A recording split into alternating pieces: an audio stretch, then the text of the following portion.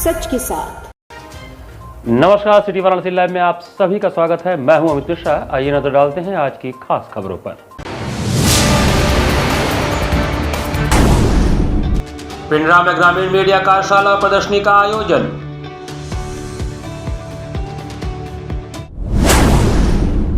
BHU में उत्तर प्रदेश के कृषि विज्ञान केंद्रों की 3 दिवसीय कार्यशाला का शुभारंभ। राजघाट स्थित सर्व सेवा संघ पर गांधीवादी विचारकों का सविनय अवज्ञा सत्याग्रह। और मानसून की पहली बारिश में काशी में चहुं ओर लगा पानी, सपा सुप्रीमो ने ट्वीट कर कसा तंज। और अब समाचार विस्तार से।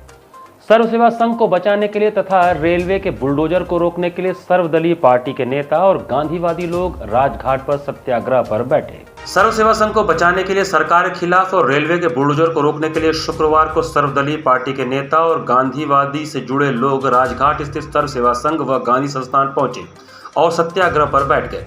इस दौरान मौजूदा लोगों ने सरकार के खिलाफ जमकर नारेबाजी की। इस सत्याग्रह में शामिल पूर्व सांसद राजेश मिश्रा और विधायक अजय राय का कहना था कि रेलवे की ओर से इस जमीन को आज ध्वस्त करने के लिए बुलडोजर को आना है और हम लोग भी यहाँ बैठकर बुलडोजर का इंतजार कर रहे हैं कि बड़े बाबा का बुलडोजर आएगा या फिर छोटे बाबा का, और उसे हम रोकेंगे, क्योंकि यह जमीन किसी की निजी जमीन नहीं, यह देश के अस्मिता की धरोहर है।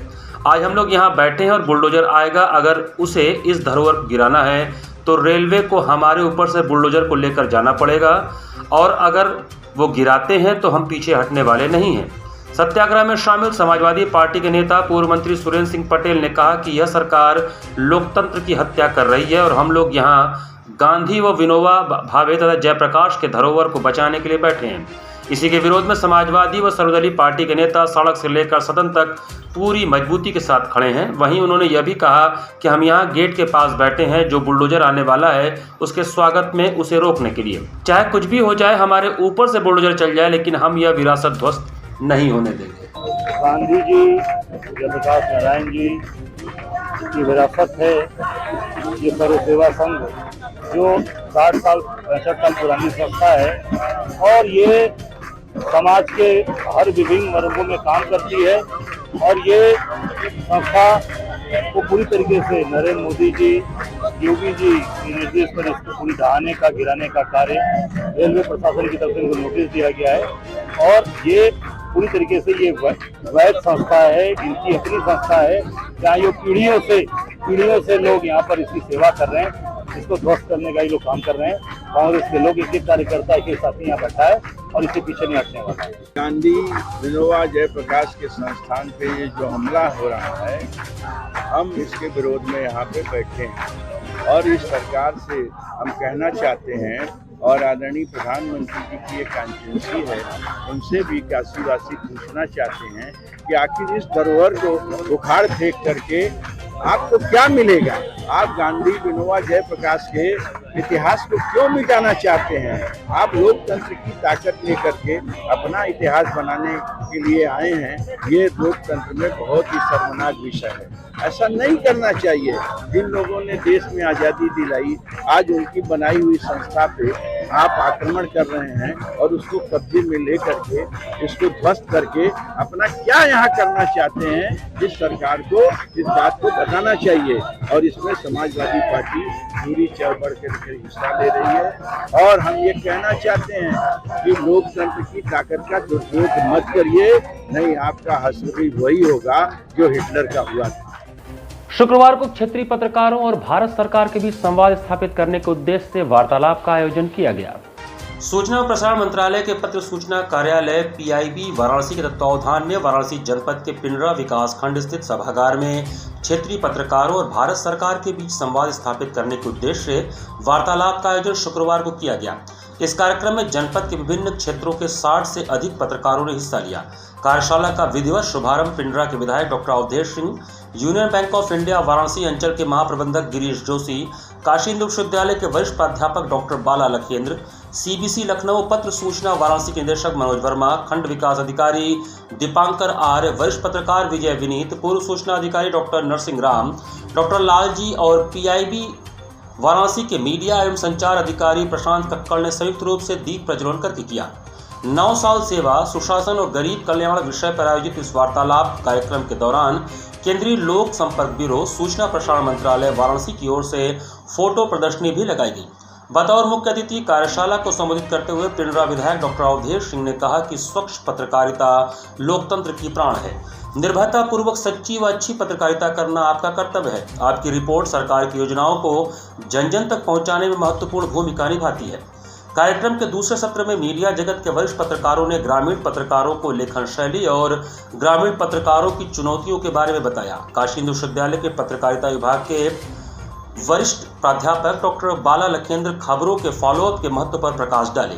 मंच संचालन और धन्यवाद ज्ञापन सीबीसी वाराणसी के अधिकारी डॉक्टर लाल जी ने किया। वाराणसी जनपद के सारे पत्रकारों के साथ एक प्रधानमंत्री जी के 9 साल के कार्यक्रम और उत्तर प्रदेश के मुख्यमंत्री जी के बीते वर्षों की चर्चा के लिए आज हम सारे लोग यहाँ पर इकट्ठित हुए थे। मैं समझता हूँ कि ग्रामीण क्षेत्र के जितने भी पत्रकार थे, लगभग सभी अखबार के लोग, जो हमारे बड़े ही प्रतिष्ठित सम्मानित लोग हैं, सारे अखबार से जुड़े हुए लोग, हमारे प्रिंट मीडिया और हमारे इलेक्ट्रॉनिक मीडिया के सारे साथी यहाँ पे मौजूद थे और उनकी मौजूदगी में 9 साल के जितने भी कार्य हुए थे उसको बड़े सार्थकता रूप में इसको लोगों ने लिया और वाद विवाद भी हुआ। अगर किसी ने प्रश्न भी कुछ किया तो उसका उत्तर देने का पूरा प्रयास किया गया। निश्चित रूप में मैं जानता हूँ या मानता हूँ इस बात को कि इस तरीके के आयोजन से जो हम आज अभी मैं करने जा रहा हूँ, हर घर में मिलने का जो एक हमारी पार्टी का एक कार्यक्रम है, लेकिन वह तो कार्यक्रम अपनी जगह पर है, लेकिन उससे बेहतर मैं यह मानता हूँ जो आज का आयोजन हुआ है, सभी पत्रकार भाई अपनी कलम से यदि लिखेंगे कि वास्तव में 9 साल। शुक्रवार को उत्तर प्रदेश कृषि विज्ञान केंद्रों की 3 दिवसीय 30वीं क्षेत्रीय वार्षिक कार्यशाला का काशी हिंदू विश्वविद्यालय में उद्घाटन हुआ। शुक्रवार को कृषि विज्ञान संस्थान काशी हिंदू विश्वविद्यालय के सहयोग से भारतीय कृषि अनुसंधान परिषद, कृषि तकनीकी अनुप्रयोग अनुसंधान संस्थान कानपुर द्वारा आयोजित उत्तर प्रदेश के कृषि विज्ञान केंद्रों की 3 दिवसीय 30वीं क्षेत्रीय वार्षिक कार्यशाला का उद्घाटन रानी लक्ष्मीबाई केंद्रीय कृषि विश्वविद्यालय झांसी के कुलाधिपति, पूर्व कुलपति काशी हिंदू विश्वविद्यालय तथा पूर्व सचिव डेयर एवं महानिदेशक भारतीय कृषि अनुसंधान परिषद प्रोफेसर पंजाब सिंह द्वारा किया गया। मुख्य अतिथि प्रोफेसर पंजाब सिंह ने कृषि विज्ञान केंद्रों के प्रकाशनों का विमोचन किया तथा उत्कृष्ट कार्यों के लिए पद्मश्री से पुरस्कृत किसान चंद्रशेखर सिंह, सेठ पाल समेत यशकेंद्र सिंह, रामपुट्टी मिश्र, शिव कुमार मौर्य, अमरेंद्र सिंह, राम कीरत मिश्र आदि चयनित प्रतिभागियों को उनके उल्लेखनीय योगदान के लिए सम्मानित किया। अपने मुख्य आतिथ्य उद्बोधन में प्रोफेसर सिंह ने पुरस्कृत लोगों को बधाई दी और कृषि में वृद्धि की दर पर संतोष व्यक्त किया। उन्होंने कहा कि भारत में जनसंख्या वृद्धि के दृष्टिगत कृषि उत्पादन में वृद्धि को संभव बनाने में पश्चिम ने भारत की महत्ता को स्वीकार किया है। उन्होंने रिकॉर्ड उत्पादन के साथ साथ प्राकृतिक निवेशों जैसे हवा, पानी, मिट्टी आदि में क्षरण की दशा पर चिंता व्यक्त किया और आगामी समय में उत्पादन के साथ इनके संरक्षण को भी एकीकृत करने की बात कही। प्रोफेसर सिंह ने ध्यान दिलाया कि आज की कृषि बीते युग की कृषि से बहुत भिन्न है। छत पर बागवानी, वर्टिकल फार्मिंग कुछ नवीन क्षेत्र हैं जिस ओर हमें ध्यान देना है। Professor VK. शुक्ला, कुलगुरु काशी हिंदू विश्वविद्यालय ने अपने अध्यक्षीय उद्बोधन में डॉक्टर गौतम द्वारा उठाए गए बिंदुओं पर अपनी चिंता व्यक्त की और कृषि वैज्ञानिकों से सरकार की मंशा के अनुरूप कार्य में सुधार लाने का आग्रह किया। कृषि का मानव स्वास्थ्य से सीधा संबंध बताते हुए उन्होंने उत्पादकता के साथ साथ उत्पाद की गुणवत्ता में वर्धन की भी बात कही। कृषि में रसायनों के प्रयोग को न्यूनतम करने का आग्रह करते हुए खाद्य उत्पादन के माध्यम से सूक्ष्म मात्रिक तत्वों जैसे सेलेनियम आदि के पोषण पर भी बल दिया। कृषि विज्ञान संस्थान काशी हिंदू विश्वविद्यालय वाराणसी के निदेशक प्रोफेसर यशवंत सिंह ने धन्यवाद ज्ञापन करते हुए टिकाऊ कृषि एवं वैश्विक कल्याण के आगंतुकों से भारत की प्राचीन कृषि और ऋषि परंपरा की ओर लौटने का आह्वान किया। मानसून की पहली झमाझम बरसात होते ही शहर की कई सड़कें और कॉलोनियां जलाजल हो गई। मानसून की पहली झमाझम बरसात से शहर की सड़कें जलाजल हो गई। अंद्रापुल, गोदोलिया, रविंद्रपुरी, लहरतारा, बड़ी गैबी, महावीर मंदिर समेत इलाकों में पानी लगा रहा। इससे आवागमन में परेशानी हुई। निचले इलाकों में घरों तक पानी भर गया। इससे मानसून का बेसब्री से इंतजार कर रहे लोगों के सामने असमंजस की स्थिति पड़ गई। वहीं बारिश थोड़ी धीमी होते ही कई इलाकों में जाम लग गया। चौका घाट में स्थिति सर्वाधिक खराब रही। अखिलेश यादव ने ट्वीट करके तंज कसते हुए कहा कि बारिश ने आते ही भाजपाई विकास का सच दिखा दिया। काशी को क्योटो बनाने चले थे लेकिन वेनिस बना दिया। झमाझम वर्षा के बाद नगर निगम की पोल खुल गई। शहर का ऐसा कोई इलाका नहीं था जहां की सड़कों पर पानी जमा न हो। नगर निगम से जुड़े वार्डों की कॉलोनियों की स्थिति तो और भी दयनीय थी। बारिश के चलते हुए जल जमाव से स्थानीय राहगीरों और नागरिकों को आने जाने में काफ़ी समस्याओं का सामना करना पड़ रहा है। यही नहीं, लोग आते जाते इस पानी में गिर भी जा रहे हैं, जिससे चोटिल हो रहे हैं। हैदराबाद से लेकर सुसुहाई तक सड़क मार्ग पर सीवर का पानी उफनाकर रोड पर आ गया है। आपको बता दें कि इस मार्ग पर दोनों तरफ नाला तो बना हुआ है, परंतु जल निकासी की समस्या कई वर्षों से बनी हुई है। थोड़ी सी बरसात होने के बाद नाले का पानी रोड पर आ जाता है तथा लोग इसी नाली के पानी में आने जाने को विवश हो जाते हैं। कुछ ऐसा ही हाल नासिरपुर क्षेत्र के विवेक नगर कॉलोनी का है। इस कॉलोनी में बरसात के बाद मार्ग में सीवर एवं बरसात का पानी भर गया है। इस मार्ग में लोग आते जाते गिर रहे हैं तथा बरसात के पानी से आने जाने को विवश हैं। इस कॉलोनी में हजारों की संख्या में लोग रहते हैं, जो निकलकर नासिरपुर हैदराबाद गेट पर सामान लेने आते हैं। पानी भर जाने के कारण सामान लेने वाले लोगों को भी काफ़ी समस्याएं हो रही हैं। छोटे बच्चे भी इसी गंदे पानी से होकर स्कूल जाने को विवश हैं। इस क्षेत्र में कहीं भी पानी निकासी का साधन नहीं है, सीवर जाम है। कई लोग यहाँ पर अवैध गौशाला चलाते हैं, जिसका सारा पानी वो इसी रोड पर बहाते हैं। पिछले कई सालों से स्थानीय नागरिक परेशान हो रहे हैं। वहाँ स्थानीय नागरिकों का कहना है कि इस समस्या को लेकर हम लोगों ने पूर्व विधायक सुरेंद्र सिंह और वर्तमान विधायक डॉक्टर सुनील पटेल को लिखित तौर पर शिकायत किया था, परंतु कोई कार्रवाई नहीं हुई। स्थानीय नागरिकों का कहना है कि इसका शिकायत हम लोगों ने नगर निगम में भी किया। बरसात से पहले भी हम लोगों ने इसकी शिकायत की थी, परंतु नगर निगम हाथ पर हाथ धरे बैठा हुआ है। आप समझिए विगत कई वर्षों से इसी तरह लगातार, अभी तो एक ही बार बारिश हुई है और शुरुआत पे ही इतना पानी है। जब कंटिन्यू लगातार बारिश होती रहती है तो आप देखेंगे कि इधर से लोगों का निकलना मुश्किल हो जाएगा। मतलब समझिए कि यदि अंदर में रह रहे कॉलोनी के लोगों को नमक भी लेना होता है तो यहीं चौराहे पे आना होगा, बाकी अंदर कोई भी सुविधाएं नहीं है। और आप देखेंगे कि इधर कम से कम 10-15 हज़ार लोग रहते हैं अंदर, बहुत बड़ी कॉलोनी है ये, और लोग इधर निकल नहीं पाएंगे। और स्कूल वाले बच्चे जो हैं, कॉलेज वाले बच्चे हैं, अपना स्कूल और कॉलेज तो जा ही नहीं सकते हैं पानी में, क्योंकि अब जाएंगे तो फिर इतना पानी रहता है, पूरा घुटने से ऊपर तक पानी रहेगा, तो कैसे जाएंगे। और बहुत ही मुश्किलों का सामना करना पड़ रहा है। पिछले 4-5 सालों से यहाँ का हाल यही है। ऐसे ही टूटी फूटी रोड बनी हुई है जिसमें हमेशा पानी भर जाता है। पक्की रोड ना होने की वजह से स्टूडेंट्स एज वेल एज जो ऑफिस वर्कर्स हैं उनको भी काफ़ी प्रॉब्लम्स का सामना करना पड़ता है। छोटी चीज़ लेने के लिए भी उनके कपड़े गीले हो जाते हैं, पैर वैर पूरा भर जाता है पानी से। कितने एक्सीडेंट्स हो रहे हैं, ऑलमोस्ट डेली आजकल एक्सीडेंट्स हो रहे हैं, क्योंकि पानी इतना ओवरफ्लो होता है, आपको रोड ही नहीं दिख रही है कहाँ गड्ढा है कहाँ नहीं है। तो ऑब्वियसली ये बहुत ही बुरी प्रॉब्लम है यहाँ पर और काफ़ी समय से है। अक्सर ये जो पानी है हर साल का रवैया हो गया है कि यहाँ भरा रहता है। कुछ दिन पहले ही 15 दिन पहले यहाँ बुलडोजर द्वारा सफाई हुई थी, मगर उन्होंने पत्थर फैला के गया। फिर कंप्लेन की गई किसी तरफ पत्थर बिछे, मगर सफाई की तरफ से कोई खास प्रभाव नहीं पड़ा। अब मीडिया की तरफ से थोड़ा सा प्रयास किया गया था तो पत्थर वापस लगा दिए गए, मगर जल जमाव जो का त्यों है। एक ही दिन की बारिश में ये हाल है, आगे पता नहीं क्या होगा। हम लोग को आने जाने में, ग्राहक वगैरह को बहुत असुविधा हो रही है। ये जो रास्ता है ये कॉलोनी में ज़्यादा है। ये रास्ता में ना तो ड्रेनेज का सुविधा है, एक तो रास्ता भी बहुत पुराना है और बहुत ज़्यादा नीचे है, और ड्रेनेज की वजह से देखिए पानी इसमें जा रहा है, और ड्रेनेज नहीं होने की वजह से और सारा घर हाइट पे है और ये सारे घर के पानी इसमें जाते हैं। तो कब से यह समस्या है? ये समस्या आज से 5-6 साल पहले का है। पहाड़ी और मैदानी क्षेत्रों में हो रही मानसूनी बारिश के चलते नदियों का जलस्तर बढ़ने लगा है, जिसके चलते काशी में भी मां गंगा के जलस्तर में बढ़ोतरी दिखा। पहाड़ी क्षेत्र में हो रही बारिश और मैदानी इलाकों में हो रही मानसूनी बरसात से नदियों का जलस्तर अब धीरे धीरे बढ़ने लगा है। पहाड़ी क्षेत्रों में हो रहे रुक रुक कर बारिश से नदियों के जलस्तर में धीरे धीरे बढ़ाव होना प्रारंभ हो गया है। वाराणसी में गंगा के जलस्तर में प्रति 1 घंटे में 3 सेंटीमीटर की बढ़ोतरी सुबह 8 बजे आंकी गई थी। गंगा इस समय 59.06 मीटर पर बह रही है और पानी लगातार बढ़ रहा है। गंगा का बढ़ता हुआ जलस्तर देखकर नाविकों के माथे पर चिंता की लकीरें दौड़ गई हैं। ज्ञात हो कि काशी में गंगा का वार्निंग लेवल 70.262 और डेंजर लेवल 71.262 मीटर है। पहाड़ों पर हो रही मूसलाधार बरसात और मैदानी इलाकों में मानसूनी बरसात ने नदियों में गर्मी के बाद संजीवनी दी है। लगातार नदियों का पानी बढ़ रहा है। वाराणसी में भी इस समय गंगा का स्तर 3 सेंटीमीटर प्रति घंटा की रफ्तार से बढ़ रहा है। गंगा का जलस्तर बढ़ने से गंगा पुत्र नाविक भी चिंतित हैं। वाराणसी में गंगा का वाटर लेवल 64 जाने के साथ ही नौका संचालन पर रोक लगा दिया जाता है, क्योंकि घाटों का संपर्क आपस में टूट जाता है। इसके बाद सितंबर माह तक नौका संचालन सुचारू रूप से नहीं चल पाता। ऐसे में तेजी से बढ़ रहे जलस्तर से नाविकों के माथे पर चिंता की लकीरें हैं, क्योंकि 4 महीने गंगा के बढ़ाव में इनकी रोजी रोटी का संकट गहरा जाता है। देखिए, गंगा का जलस्तर तो थोड़ा बारिश हुआ है तो करीब 4 दिन में हम समझ रहे हैं कि 1 फुट पानी बढ़ा हुआ है जो है। और अगर ये महीना भी जा रहा है जून, नहीं तो पानी अब ऊपर आ जाता था। तो बारिश भी नहीं है, ये 2 दिन के बारिश से 1 फुट पानी बढ़ा हुआ है। तो क्या ये जो है यहाँ पे जो बरसात हुआ उससे बढ़ता है या कैसे जलस्तर? नहीं, यहाँ के बरसात से नहीं, बरसात पहाड़ी इलाकों में होता है, जैसे कि उत्तराखंड की तरफ होता है।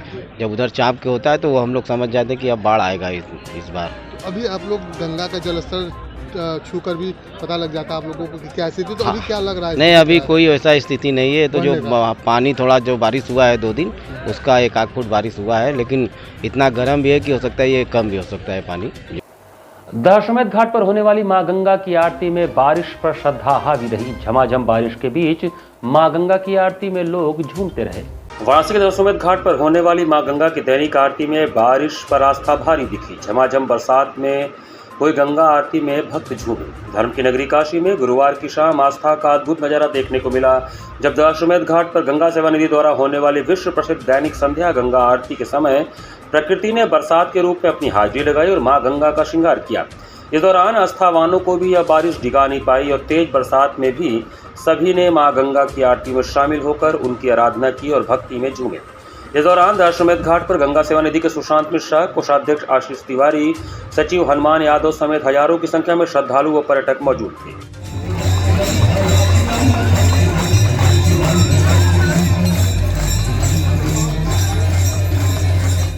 यहाँ पर चला छोटे से ब्रेक का, बने रहिए सिटी वाराणसी लाइव के साथ। वाराणसी लाइव सच के साथ। स्वामी हरसेवानंद पब्लिक स्कूल वातानुकूलित छात्र छात्राओं हेतु छात्रावास की सुविधा, हरितिमा युक्त खेल का मैदान, indoor game, outdoor game, NCC, ABC certificate तथा कैरियर काउंसलिंग की सुविधा, विज्ञान, कला तथा कॉमर्स के साथ वैकल्पिक विषयों की एक लंबी श्रृंखला, कम फीस में उत्कृष्टम अध्ययन की व्यवस्था, शहर की सभी भागों क्षेत्र में बस की सुविधा, विज्ञान, कंप्यूटर तथा सभी आधुनिकतम प्रयोगशाला है, ऑडियो वीडियो क्लासेस की सुविधा। Swami Harsevanand public school and hostel, शिक्षण समूह, शाखाएं Harwa Ghat, Ramna, Varanasi. Phone number 9554995413। Jagatganj, Varanasi. Phone number 7408457111। Banpurwa, Ramna, Varanasi. Phone number 9554955412। Railway station road, Durg, Sonbhadra. Phone number 7081109710। Marsada, Ghorawal, Sonbhadra. Phone number 955496319495 एवं स्वामी हरसेवानंद महाविद्यालय Churk, Sonbhadra. Phone number 7081109711। Swami Harsevanand public school पाठशाला ही नहीं, संस्कारशाला भी है। I am a student of Jeevandeep Mahavidyalaya. I am proud of Mahavidyalaya for excellent faculty, best support and best infrastructure and best place. I am a student of Jeevandeep Mahavidyalaya. I am proud of Mahavidyalaya for excellent faculty, best support and best infrastructure and best place. I am a student of Jeevandeep Mahavidyalaya. I am proud of Mahavidyalaya for excellent faculty, best support and best infrastructure and best place. Corona virus ने देश में एक बार फिर से रफ्तार पकड़ ली है। ऐसे में जरूरी है कि सभी लोग पूरी एहतियात बरतें। घर से बाहर निकलते समय मास्क का सदैव प्रयोग करें। समय समय पर हाथों को सैनिटाइजर से सैनिटाइज करें। ज्यादा भीड़ भाड़ वाली जगहों में जाने से बचें। 2 गज की दूरी का पालन करें। स्वस्थ रहें, सुरक्षित रहें। जनहित में जारी वाराणसी लाइव। वाराणसी लाइव सच के साथ। ब्रेक के बाद आपका स्वागत है। कांची पीठ के शंकराचार्य 5 जुलाई से 88 दिनों तक काशी प्रवास करते हुए विभिन्न धार्मिक अनुष्ठानों में सम्मिलित होंगे। शिव स्वरूप जगतगुरु शंकराचार्य श्री कांची कामकोटी पीठाधिपति अनंत श्री विभूषित श्री शंकर विजयेंद्र सरस्वती जी महाराज का पीठारोहण उपरांत प्रथम नगरागमन हो रहा है। यहाँ वे 88 दिनी प्रवास के समय लोक कल्याणार्थ विभिन्न अनुष्ठानों में भाग लेंगे। इनका इस वर्ष का चतुर्मास संकल्प काशी में होगा। वे यहाँ 5 जुलाई 2023 से 30 सितंबर 2023 तक रहेंगे। इस अवधि में हवन, यज्ञ, वैदिक सम्मेलन, शास्त्र सम्मेलन, अद्वैत सभा सम्मेलन, अग्निहोत्र सभा सम्मेलन, प्रश्न सूत्र भाष्य सभा सम्मेलन, शास्त्रीय संगीत सभा सम्मेलन, कर्नाटक एवं हिंदुस्तानी शास्त्रीय नृत्य सम्मेलन, लोकगीत सम्मेलन, संस्कृत नाट्य सम्मेलन, पुराणों का प्रवचन, ज्योतिष सम्मेलन, विद्वत मिलन, योग शिविर तथा योग सम्मेलन, वेद विद्यार्थी सम्मेलन आदि का कार्यक्रम इन्हीं के सानिध्य में संपन्न होगा। ये सभी कार्यक्रम वाराणसी के ऐतिहासिक चेत सिंह किला, शिवालय एवं हनुमान घाट स्थित श्री कामकोटेश्वर मंदिर प्रांगण में संपन्न होगा। यह जानकारी स्थानीय काची मठ के उप प्रबंधक एवं प्रतिनिधि उत्तर प्रदेश वीएस चंद्रशेखर चंदू जी एवं कार्यक्रम के कार्यकारी संयोजक वरिष्ठ पत्रकार राजेंद्र कुमार दुबे ने मठ में आज दोपहर पत्र प्रतिनिधियों से बातचीत में बताई। उन्होंने बताया कि 8 जुलाई से 3 अगस्त तक अग्निहोत्र सभा, 5 अगस्त से 7 अगस्त तक एवं पंचांग सभा 8 अगस्त से 10 अगस्त 2023 तक होगा। 5 जुलाई को यहाँ पे उनका शोभा यात्रा के बाद नगरागमन हो रहा है और उसके बाद 6 तारीख को उनका यहाँ पे व्यास पूजा चातुर्मास्य व्रत का संकल्प होगा, जो विश्वनाथ मंदिर के मुख्य मंडप में होना निश्चित हुआ है। कितने दिन का ये है कार्यक्रम? ये 88 दिन का, ये 9 पूरे 3 महीने का है। इसमें एक मल मास आ जाने से 1 महीना जुड़ गया है, जो 3 महीना हो गया है। और उसके बाद का कार्यक्रम महाराष्ट्र का अभी तो 30 सितंबर तक है। अगर पितृपक्ष और नवरात्र यहाँ करेंगे तो वो 1 महीना और बढ़ेगा। ये 4 महीने। क्या उद्देश्य है इस कार्यक्रम का? लोक कल्याणार्थ है और महाराष्ट्र कोरोना के बाद से ही ये इसके यात्रा के लिए संकल्पित रहे। उन्होंने उसी के लिए रामेश्वरम का यात्रा किया लोक कल्याण के लिए। और हम लोगों में रामेश्वरम यात्रा के बाद काशी का यात्रा, इलाहाबाद और काशी का यात्रा का बहुत विशेष महत्व है। और प्रयाग का यात्रा संपूर्ण हो गया है।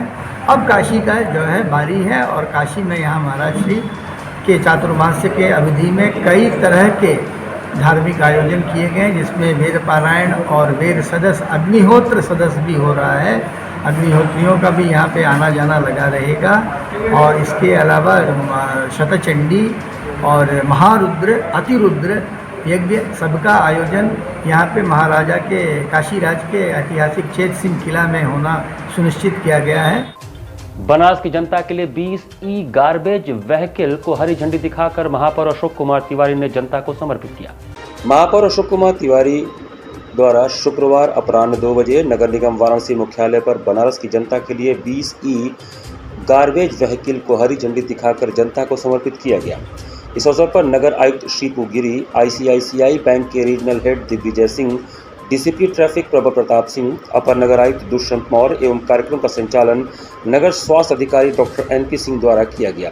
इस दौरान महापौर अशोक कुमार तिवारी, नगर आयुक्त शीपू गिरी एवं आईसीआईसीआई बैंक के रीजनल हेड दिग्विजय सिंह ने 2 वाहन चालकों को प्रतीकात्मक चाबी देकर एवं हरी झंडी दिखाकर रवाना किया।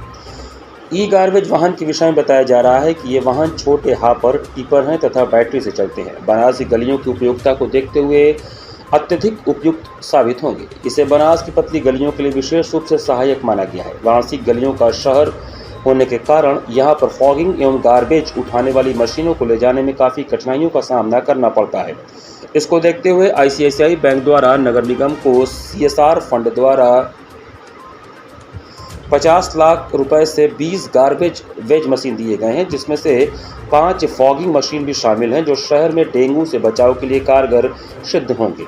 महापौर अशोक कुमार तिवारी ने बताया कि आईसीआईसीआई बैंक के CSR फंड से 20 ई गार्बेज वाहन नगर निगम को दिया गया है, जिससे बनारस की पतली गलियों में फॉगिंग एवं कूड़ा उठाने का काम किया जाएगा, जिससे बनारस को स्वच्छता में नंबर 1 स्थान प्रदान करने में मदद मिलेगी। आज आईसीआईसीआई बैंक द्वारा नगर निगम को 15 बैटरी चालित और 5 फॉगिंग मशीन, जो छोटी मशीन उन्होंने दिया है, क्योंकि बनारस बहुत पुराना शहर है, गलियों का शहर है, तो जो फॉगिंग होता था, बड़ी जो गाड़ियाँ थी वो गलियों में नहीं जा पाती थी। वो आईसीआईसीआई बैंक ने स्पेशल बनारस के परिप्रेक्ष्य में छोटी गाड़ियाँ जो उन्होंने दिया है, वो गलियों में भी फॉगिंग की व्यवस्था हो जाएगी, क्योंकि बरसात बाद जिससे कि मच्छर कोई रोग न फैले। और इसकी कीमत करीब 50 लाख है। मैं आईसीआईसीआई बैंक को धन्यवाद देना चाहता हूं कि नगर के हित में उन्होंने जो सहयोग दिया है, उसके नगर निगम हमेशा उनका आभारी रहेगा। इससे कितनी सुविधा हो जाएगी सफाई में और फॉगिंग करने में? देखिए, गलियों में मैनुअली उठता था, छोटी छोटी गाड़ियां नहीं थी। अब क्या, हमारी जितने पक्के महल हैं, जो छोटी गलियां, पतली गलियां हैं, वहाँ ही गाड़ियाँ जाएंगी और कूड़ा उठाने में बहुत ही सुविधा हो जाएगा। गलियों में फॉगिंग नहीं हो पाता था, बाहर होता था, तो अब प्रत्येक गली में फॉगिंग होगा, तो जिससे लगता है कि आने वाले समय में बहुत अच्छी व्यवस्था होगी। भारत सरकार माननीय प्रधानमंत्री जी के विज़न को सामने रखते हुए हम लोगों ने नगर निगम को आज 20 गाड़ियाँ अदद गाड़ियाँ दी हैं।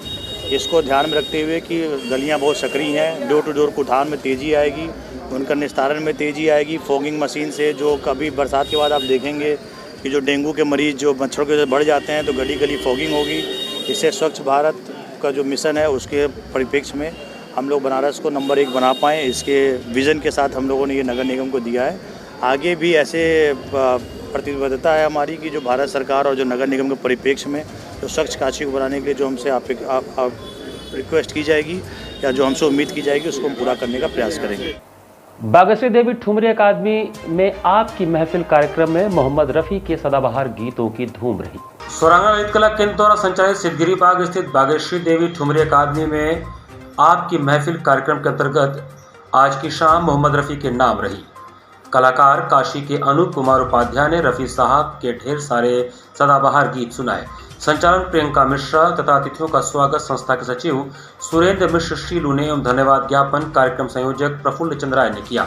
आयोजन में राहित कुमार गुप्ता, अतुल राय, वंदना मिश्रा, दिव्या जैन, विनोद शंकर उपाध्याय, रूपेश जैन, प्रिया राय, मुकुंद शर्मा, मीरा राय, मुग्धा कश्यप, प्रखर कुमार, तनु राय आदि की उपस्थिति रही। काशी के नमो घाट पर नमो गंगा के नाम से गोविंद साहनी के बोट का एडीएम सिटी ने उद्घाटन किया। धार्मिक नगरी कही जाने वाली काशी, जहां आस्था का सैलाब अपनी उमंगों में झूमता रहता है, वहीं नमो घाट पर नमो गंगा के नाम से गोविंद साहनी के बोट का उद्घाटन एडीएम सिटी द्वारा हुआ। इस कार्यक्रम में मुख्य रूप से माझी समाज के लोगों में बहुत ही खुशी का माहौल देखने को मिला। इस कार्यक्रम में माझी समाज के लोग उपस्थित थे। इस अवसर पर प्रदीप साहनी, धर्मेंद्र साहनी, दीपू साहनी, दुर्गा मांझी, दौलत साहनी, अभिषेक साहनी, संजय साहनी, कल्लू, पंकज साहनी, दीपक विश्वकर्मा आदि लोग मौजूद थे। कई वर्षों में बनारस में लगातार पर्यटन का विकास हुआ है और यहाँ आप देखिए पहले क्रूज़ यहाँ चले, इसके बाद और भी बड़ी बड़ी नौकाएँ आई हैं और पिछले कई वर्षों में लगातार यहाँ पर्यटकों की संख्या बहुत बढ़ रही है। तो इसी कड़ी में आज ये गोविंद साहनी द्वारा एक नई नौका लॉन्च की गई है और हम इनको शुभकामनाएं देते हैं और हम ये चाहते हैं कि इनके नाविक समाज के लोग इस पूरे पर्यटन के विकास में लगातार सहयोग दें। और अभी कोई बता रहा था कोई समस्याएं इनकी होती हैं तो समस्याओं का निराकरण हम लोग नगर निगम के सहयोग से या यहाँ के प्रशासनिक अधिकारियों के सहयोग से करेंगे और नाविकों के साथ समन्वय बनाकर यहाँ पर्यटन के विकास में पूरा योगदान देंगे। हमारे भाई आजकल डिजिटल इंडिया हो गया है, तो हम भी मीडिया के माध्यम से, न्यूज़ के माध्यम से हम भी लोगों को अवगत कराएं, हमारा पर्यटन बढ़े, हमारा रोजगार बढ़े, इसीलिए हमने इसका आज उद्घाटन किया। प्रसिद्ध समाज सेवी नरेंद्र कुमार शास्त्री का 92वां जयंती समारोह मनाया गया। उत्तर प्रदेश अनुसूचित जाति एवं जनजाति विकास समिति द्वारा प्रसिद्ध समाज सेवी नरेंद्र कुमार शास्त्री का 92वां जयंती समारोह एवं पूर्वांचल अनुसूचित जाति एवं जनजाति स्वाभिमान सम्मेलन का आयोजन नरेसर स्थित नरेंद्र कुमार शास्त्री अनुसूचित जाति छात्रावास में किया गया। कार्यक्रम का शुभारंभ नरेंद्र कुमार शास्त्री की प्रतिमा पर माल्यार्पण कर किया गया। प्रोग्राम में 19 मांगों का प्रस्ताव रखा गया, जिसे प्रधानमंत्री नरेंद्र मोदी, राज्यपाल आनंदीबेन पटेल, केंद्रीय गृह मंत्री, मुख्यमंत्री योगी आदित्यनाथ, सामाजिक न्याय अधिकारिता मंत्री एवं समाज कल्याण राज्य मंत्री सहित कई मंत्रियों को पत्र भेजा गया। इस प्रोग्राम के माध्यम से प्रस्ताव में प्रमुख रूप से सम्मेलन में अनुसूचित जाति एवं जनजाति की विभिन्न मांगों, समस्याओं जैसे संविधान निर्माता भारत रत्न बोधिसत्व बाबा भीमराव अम्बेडकर द्वारा निर्मित संविधान को हर स्तर पर रक्षा करना, उसमें दिए गए संवैधानिक प्रावधानों को लागू करना है। प्रोग्राम के विषय में बताते हुए डॉक्टर राजेश कुमार चौधरी, उत्तर प्रदेश अनुसूचित जाति एवं जनजाति विकास समिति के प्रांतीय अध्यक्ष ने बताया कि प्रसिद्ध समाज सेवी नरेंद्र कुमार शास्त्री का 92वां जयंती समारोह एवं पूर्वांचल अनुसूचित जाति एवं जनजाति स्वाभिमान सम्मेलन का आयोजन किया गया है, जिसमें भाजपा के शासनकाल में उत्तर प्रदेश में दलितों पर अत्याचार एवं उत्पीड़न की घटनाओं के बेतहाशा वृद्धि पर चर्चा की गई। प्रसिद्ध समाज सेवी बाबू नरेंद्र कुमार शास्त्री जी का 92वां जयंती समारोह एवं जयंती समारोह के अवसर पर अनुसूचित जाति जनजाति की समस्याओं को लेकर जो है पूर्वांचल अनुसूचित जाति एवं जनजाति स्वाभिमान सम्मेलन हो रहा है। और बाबू नरेंद्र कुमार शास्त्री जी एक मनीषी थे और इस छात्रावास की स्थापना करके और कई संस्थाओं की स्थापना करके उन्होंने जो है देश में जो है नाम रोशन करने का काम किया। यहाँ के छात्र इंजीनियर हैं, डॉक्टर हैं, प्रोफेसर हैं, रीडर हैं, काफ़ी उस सेवाओं में हैं जो देश का योगदान कर रहे हैं। बाबू नरेंद्र कुमार शास्त्री जी अपने समय में अस्पृश्यता निवारण के लिए जो है जीवन भर संघर्ष किए, समाज को आगे बढ़ाने के लिए उन्होंने संघर्ष किया आज उनकी जो है जयंती पर मैं उनको सर्वप्रथम श्रद्धाएँ अर्पित करता हूँ। और ये समिति के माध्यम से बाबा साहब डॉक्टर भीमराव अम्बेडकर जी का जो संविधान बचाओ अभियान चल रहा है, आजकल संविधान खतरे में है, संविधान को लोग छेड़ने का प्रयास कर रहे हैं। ये समिति के माध्यम से आज प्रस्ताव पारित हुआ कि संविधान को हम बचाएंगे, उसके लिए संघर्ष करेंगे, हर स्तर पर संघर्ष करने के लिए तैयार रहेंगे। इसी के साथ सिटी वाराणसी लाइव का यह संस्करण में समाप्त करते हैं। मुझे दीजिए आज्ञा। नमस्कार।